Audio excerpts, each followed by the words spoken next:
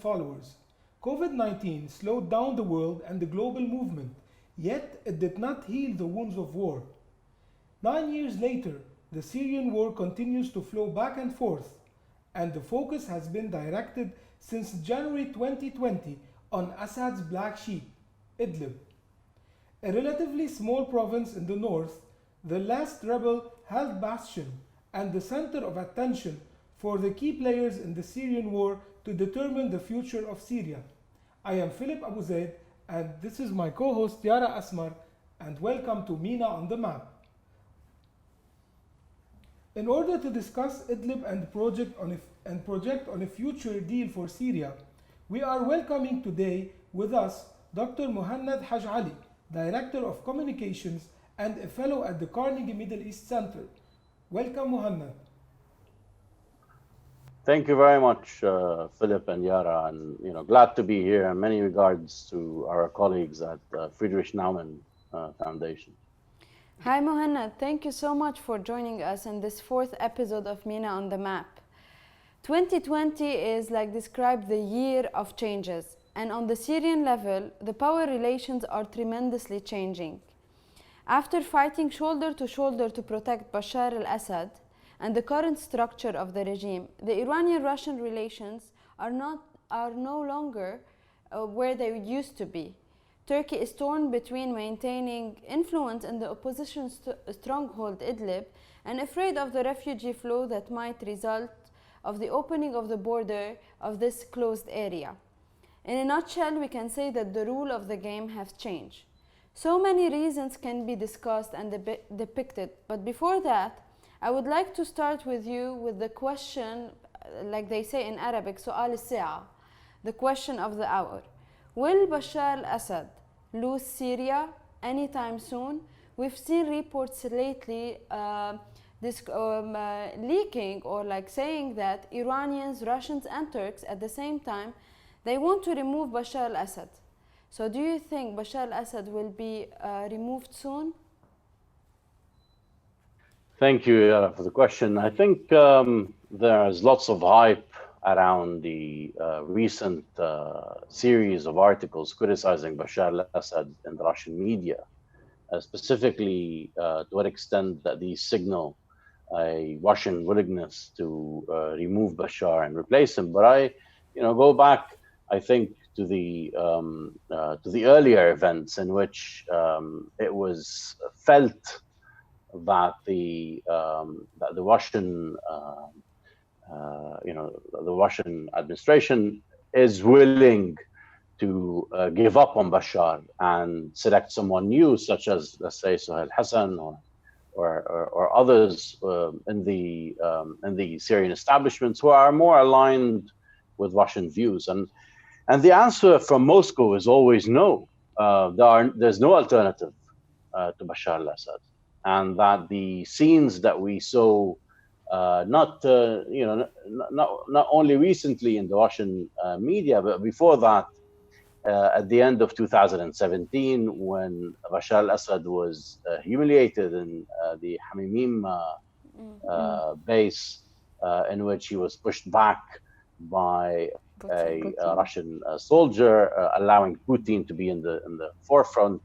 And the same recurred in January after the killing of Qasem Soleimani, in which Vladimir Putin received Bashar al-Assad in the Russian embassy in Damascus. So it's a humiliation by protocol, in which the Russian president and the Russian government actually puts Bashar al-Assad in a humiliating position to put more pressure on him.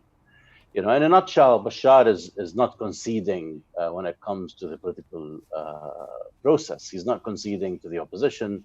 It is clear now that Russia views the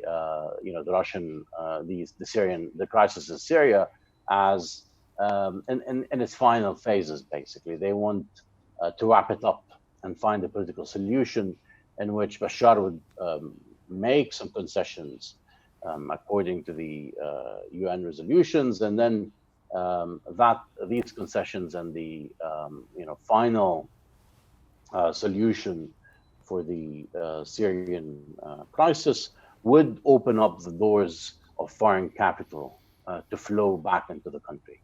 And this has to do to a certain extent with the Russian dilemma at the moment. I mean, Russia is facing a contraction in its economy by the end of the year due to the COVID-19 crisis, but also due to the sanctions, which has cost Vladimir, according to Vladimir Putin, it has cost the Russian economy about $50 billion and more, according to some estimates.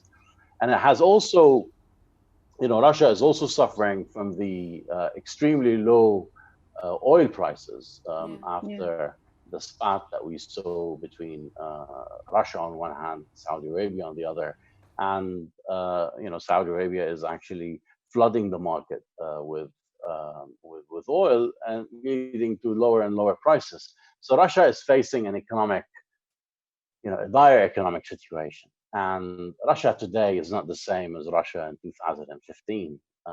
The patience has run out to a certain extent. And I think, the fact that they are resorting to such old book tactics, such as basically criticizing Bashar Assad and calling him and his family names in the Russian press, means that they've reached the end of their patience, and the pressure will mount and will increase. But I just don't see them giving up on him completely. I mean, none of the names floated so far has been convincing. That's on one hand, and I see no signs of Iran giving up on him. Zarif made a visit to Damascus recently, and I think Bashar is well placed within the relationship with Iran. On the other hand, but I think there are certainly some dynamics which are not playing in his favor. So we will not see Bashar go, but we will definitely see him weaken. The fact that he's being called names in the Russian press, the fact that his cousin Rami Makhlouf is coming out in videos and basically, calling the Bashar al-Assad administration and entourage corrupt. These are big signs, and they are signs of a weak leader, not a strong one. Mohanna, these are signs definitely, but also there are Russians have been sending mixed signals throughout the whole Syrian war. Like Putin was very clear by saying that we will support Bashar al-Assad as long as he still have his term as a president. So it might be now that the term of Bashar al-Assad is ending. Do you think that new names will be floating, names that we never think of? And the second thing that is related to the mixed signals that Russia has been sending concerning Iranians' intervention and their support to Bashar al-Assad. So now the whole everything we're seeing, or the news that we are bombarded with, is Russia had enough from Iran as well. So Russia had enough from Iran, and the impatience with Bashar al-Assad is also impatience with Iran and their old ways of doing things. Because after the killing of Soleimani, we saw some statements indicating that there's a shift in Iranian policy inside Syria, and also in Iraq. I mean, we saw an escalation in Iraq. We also saw an escalation in Afghanistan. The Iranian policy has become more and more daring and aggressive in certain ways. So I think, in Syria, we've been seeing a higher engagement level than the one that we saw before the killing of Soleimani, which is also indicating that, Iran wants to once again challenge the Russian viewpoint, the Russian strategy on Syria. Russia wants to wrap up this conflict, get it done and over with, and move on to business and having long-term influence inside Syria. While on the other hand, Iran wants to establish some sort of military presence and wants to keep the non-state actors active within Syria. And this means that the whole Russian investment in Syria will be in jeopardy. Russia wants Syria to have normal relations, even stronger relations, with Arab states that Russia enjoys a good relationship with, such as the UAE, Saudi Arabia, etc., and wants to have some form of cash injection into the reconstruction of Syria, which would help Russian companies now suffering due to the past, due to the past 6 months and even more.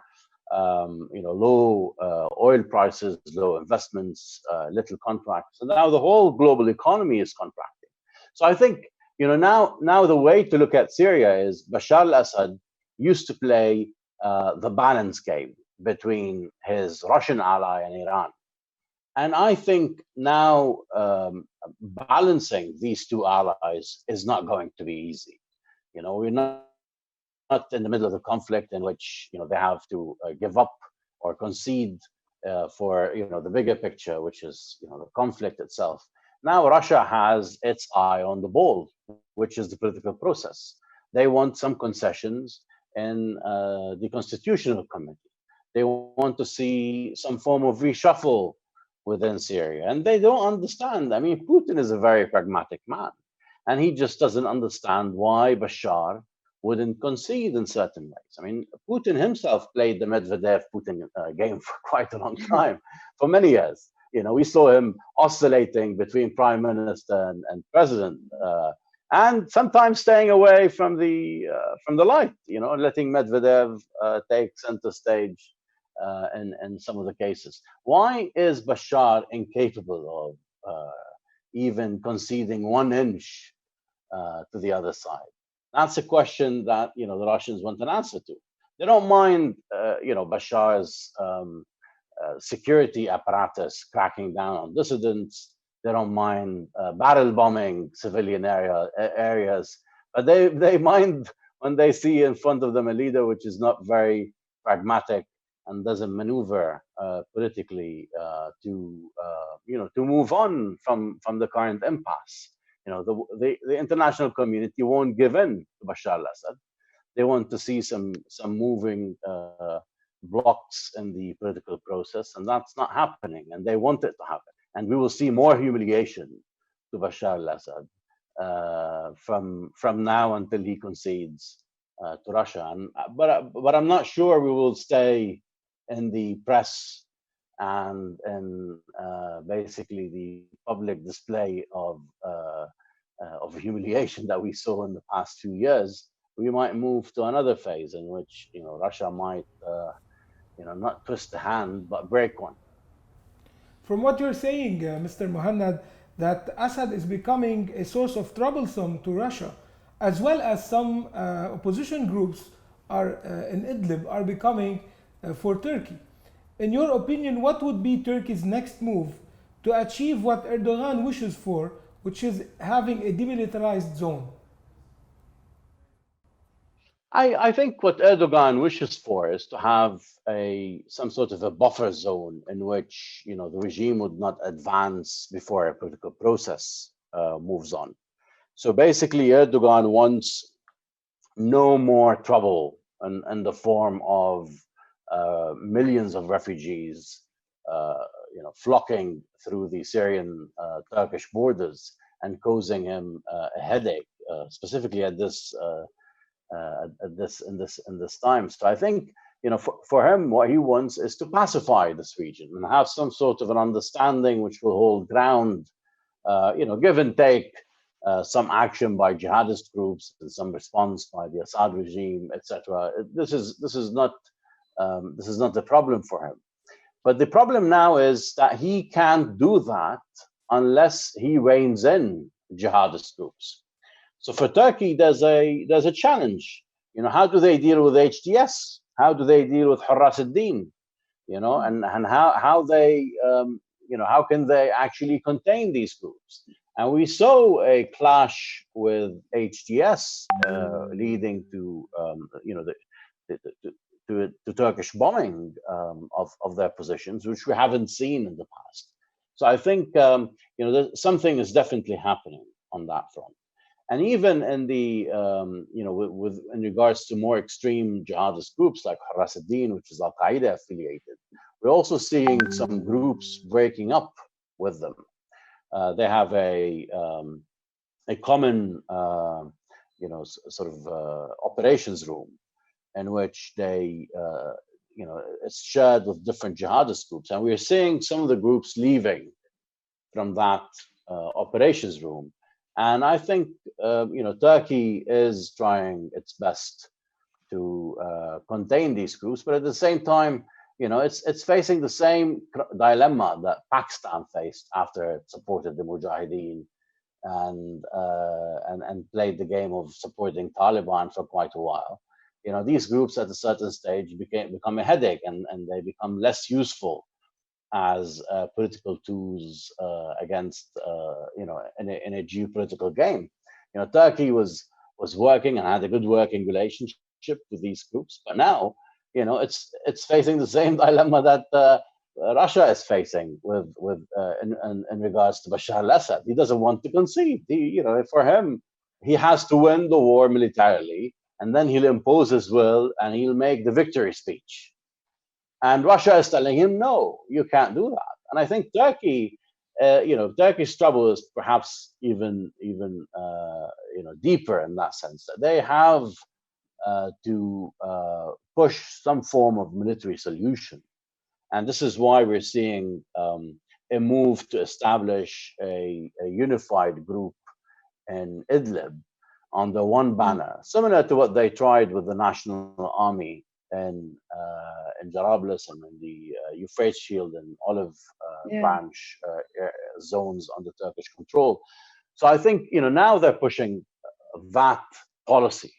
And that means we will see some form of confrontation. But HTS is not a simple group. HTS has a small army, which is well-trained, ideological, and willing to sacrifice. So, the question is, does Erdogan have the stomach to, throw his army and his military in another conflict in northern Syria? And, perhaps this would lead to another wave of refugees inside Turkey. So it's really a dilemma, and I just don't see Erdogan capable of implementing the policy he likes in the next phase. It will be certainly challenging. Do you think that the Russians are now pushing Erdogan for cooperation on this level, if Erdogan also helps the Russian in sidelining Bashar al-Assad? Because what we saw in the last few months, we had the airstrikes in February, then 34 Turkish soldiers died, followed by a ceasefire in March, and in April the Astana meeting. So do you think that there's kind of Russian-Turkish rapprochement on this level to feed into these interests and sideline the Iranians while maintaining Idlib as a stronghold for opposition, later on a buffer zone for Turkey? Yeah, I mean, I think to a certain extent the Russian-Turkish working relationship has weathered all the past storms, and it's still standing. I mean, we're seeing a stronger relationship not only in Syria but also in Libya. They announced in the past a combo ceasefire, one in Libya and one in Idlib at the same time, which showcases that this relationship is much more than just being confined to the Syrian battlefield. But I just don't see both sides as capable in northern Syria to reach, and in Syria in general, to reach a solution on the political level and militarily speaking, with in regards to the other jihadist groups, without putting a serious effort.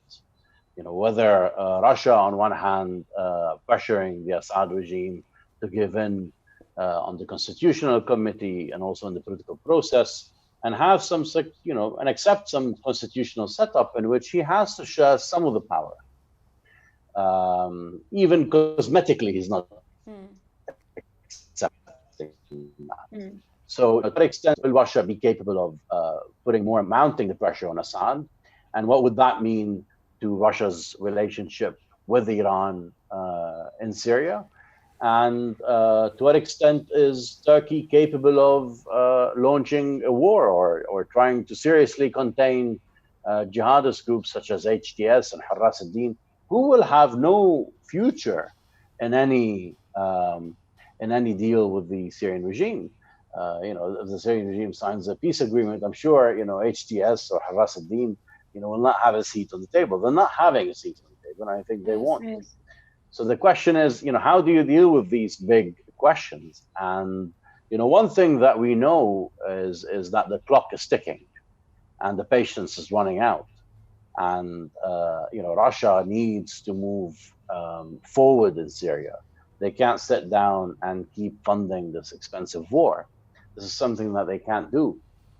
And on the other hand, Turkey does not want trouble on its southern borders, and certainly would like to see some form of organized influence in northern Syria, rather than having to deal with some of these renegade groups on which Turkey has no control. I mean, like Harras al-Din, for instance, and all of these jihadist groups, they are debating, talking to Turkey. For them, Turkey is an infidel power. Turkey represents the other side, the enemy. Turkey is as bad as the Syrian regime in some ways. HTS does not have this position, but at the same time, HTS is very rigid on certain issues, like, for instance, talking to the Syrian regime and taking part in the political process. And also, internally, they're having some discord when it comes to dealing with Turkey and negotiating with Turkey. Many are leaving the HTS and are taking, are based because they took stronger positions on dealing with Turkey. This is an infidel power. This is a secular state. Islamists should not deal with Turkey, and I think it's something that will further increase and develop in the next weeks. Mohanad, I just wanted to ask you about Bashar Assad and the recent incidents that are happening in Idlib. We've seen on social media, especially accounts that are close to the Syrian regime, that the Syrian army and other groups have been looting homes in Idlib and trying to take certain properties and so on. Do you think these kind of actions and bragging about them are also this is Bashar's way to challenge also the Russian when it comes to Idlib and their potential rapprochement from the Turks on this level? Yes, I mean, to a certain extent, there's a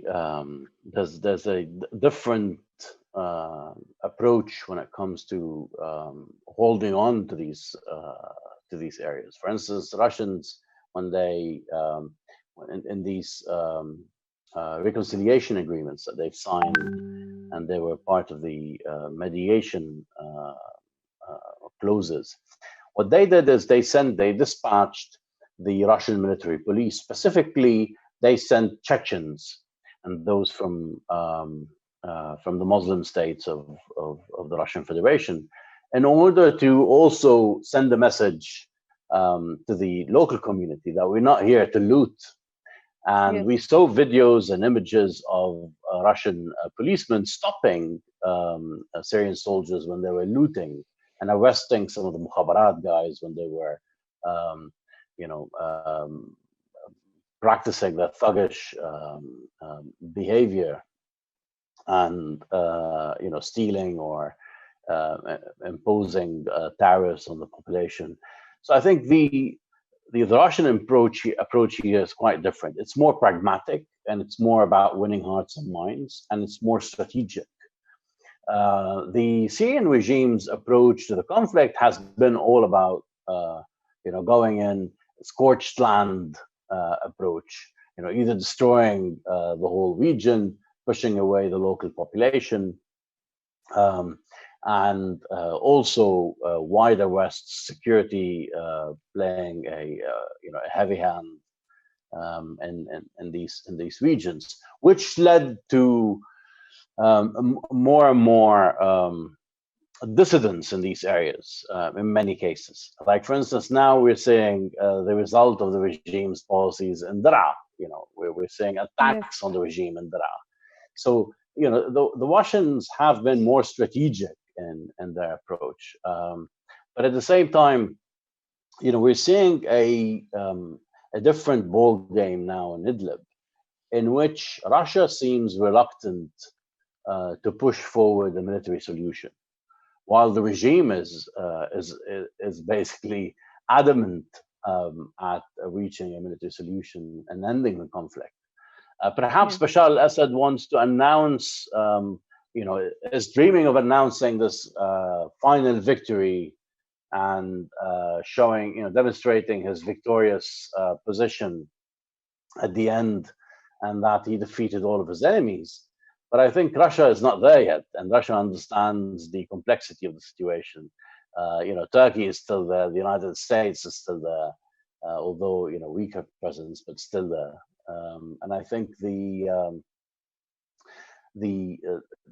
next Idlib conflict will be different. We will see a different dynamic in it. And I also, it's interesting how Iran shifted its position in Idlib. Before, and last year and the year before that, they were not engaging in the conflict in the north. And even Zarif made a statement on this. And I think, the shift that we saw in the past few months, in which Iran and its militias took an active role in the Idlib confrontation, was basically a signal that something changed there. And now we're seeing a more engaged Iran, and this has to do with the post Qasem Soleimani killing strategy. More confrontation on different levels. And so, maybe this is feeding into Bashar al-Assad's fantasies about the end of the Syrian conflict and his grand speech at the very end. But I think Russia is pragmatic enough to stop that, and they understand, the need for an international consensus for such a solution. They want real concessions. And, we're living in interesting times. And, I think in the Syrian conflict, no one has seen, these current dynamics. The fact that Rami Makhlouf, one of the pillars of the Syrian regime, is coming out in videos criticizing his cousin and his entourage and accusing the entourage of the president of being corrupt. This is unseen stuff, and it's a sign of changing dynamics inside Syria. Mohanad, let's talk a little bit about the Astana meetings. Also in April 2020, Astana meeting between Russia, Iran, and Turkey, coming just a few weeks after an uncertain ceasefire was reached in Idlib province. What do you think of the latest meeting? Do you see Astana as a format ensuring an interesting diplomatic achievement, or as a misleading showcase of Syria's political reality? Look, I mean, the regional role in ending the conflict is definitely necessary. I mean, of course, the recent meeting and the meetings before, and the whole Astana process has been an ongoing, and it was going in parallel with the military confrontation on the ground, and many have casted serious doubts on whether this will reach a happy ending, so to speak. But let me say this: I think the Russians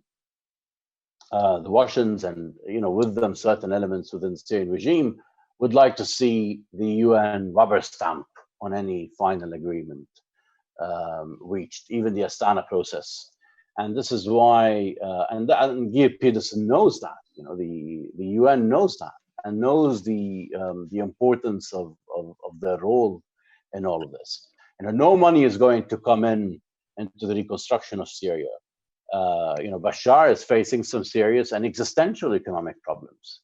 I mean, the rise in the exchange rate, the US dollars is hiking, and of course it's connected to the Lebanese crisis. But the Lebanese crisis is not going anywhere. So they need some foreign capital injection, and this is not going to come from Iran, which is cash-strapped at the moment, and it's not going to come from Russia, which is having some serious economic problems. This is going to come from Europe, and this is going to come from Arab states who are US allies. So there has to be some Western approval of this of this deal, and for the Western approval to be guaranteed, there must be also serious concessions. So going back to the real question, which is, what will Russia do, and what tools does Russia have to pressure Assad to concede? And I think an effective toolbox that we've seen in different places. And one thing you can say about Russia is that they don't shy away from using violence, from using different pressure tools that they have to achieve what they want to achieve. And this is a conflict that they've been engaged in for the past half a decade. So we're talking about 5 years of conflict, and time has come for them to see some results. And the impatience inside Russia is also related to their internal issues. And I see these exacerbating in the next phase, given the COVID-19 situation, given all of that. But Mohanad, like in this toolbox, the Russian toolbox, the Iranians were included, the Turks were included, the weak positioning of the US was included. So do you think they still have the same instruments to use in Syria? Like so many analysts wrote that this video of Rami Makhlouf was pushed and paid by the Russians to tell Bashar Assad that we can even weaken the circle that is around you. But the toolbox that you talked about now is being emptied out, especially that Russians and Iranians are very open about their disagreement now when it comes to Syria. Maneuvering, there's little space for that against the United States and the Kurdish areas. I think the United States is reaching some sort of an understanding with the Turkish side in regards to containing the Kurdish aspirations. But at the same time, Russia has been working on restructuring the military and security establishment within Syria. And this is a toolbox that we haven't been seeing, in terms of, it's not being deployed as a pressure tool. They are restructuring the Syrian army now. We have the 5th Brigade. We also have a series of officers who have been named by the Russian administration, and I think this is a dynamic which can be used effectively, but also discreetly, yes, in which they can pressure the Syrian regime into conceding in certain ways. And I don't think the Russian regime has the capability to fight back. The question is, to what extent are they going? Will they go fast about this? And how will the Iranians push back hard against them? Okay. On this, Mohanad, what do you think of the importance of the US-Turkish relations at this point? Turkey also, as the Syrian regime is relying on these both alliances, Russia on one hand and Iran, and balancing these out, Turkey is also relying on the working relationship with the United States on one hand to contain the Kurdish threat, and also getting some US support in regards to facing the Syrian regime and pushing forward the political process. We've seen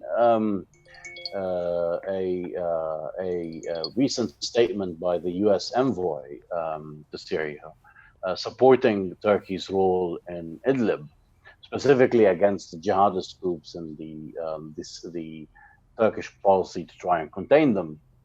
And I think this support is definitely vital on different levels, and it's a support that the Turkish side is developing, and will be a card to be played also in the political process. You know, as Russia seeks to wrap this up in a way and move on from the conflict, I think Turkey's relationship with the West and Turkey's help in bringing about a Western approval of any plan is something that Turkey is capable of bringing to the table, and definitely it's something that Russia is keen on having.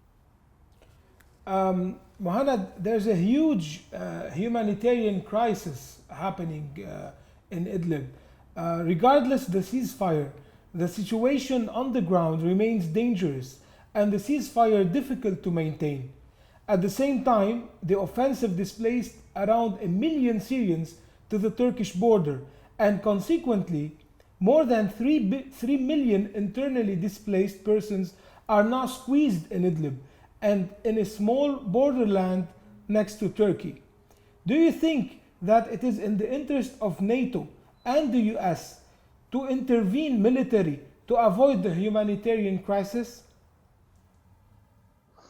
I don't think it's in the interest of NATO and the US to intervene militarily speaking, but it's definitely in their interest to support Turkey in its fight to keep the ceasefire and preserve it. Because Turkey is connecting two things. One, the refugee crisis in Idlib, and two, the refugee crisis in general. You know, they had an agreement with the European side on stopping the flow of migrants through Turkey. So they lifted that momentarily to show and demonstrate what would another refugee crisis mean to Europe. And we've seen the seismic shifts that the refugee crisis has caused politically inside Europe. And I think this is something that definitely Europe is interested in preempting in the next phase. Let's move a little bit to COVID-19. COVID-19 came on top of the challenge. Do you think that the UN and the World Health Organization have the capabilities to pay more attention to the situation out there? Mohanad, just on the Mohanad, on a side note, like in a call with a group of like young people in Idlib, they were telling me that they're not caring much about COVID-19 and life is continuing as it should be in Idlib, but as a closed area, as like a lot of people are being displaced in this area with lack of attention. What are the capabilities on this level?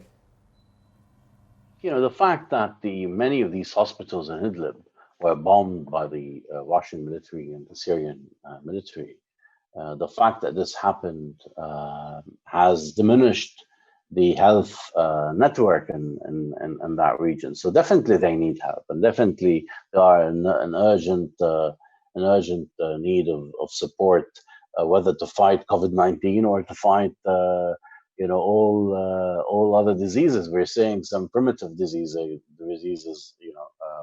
emerging in Idlib. I mean, the cholera has been a problem, and we've seen other health concerns and issues popping up. And at the same time, the regime has systematically bombed hospitals across this region, decreasing the capabilities.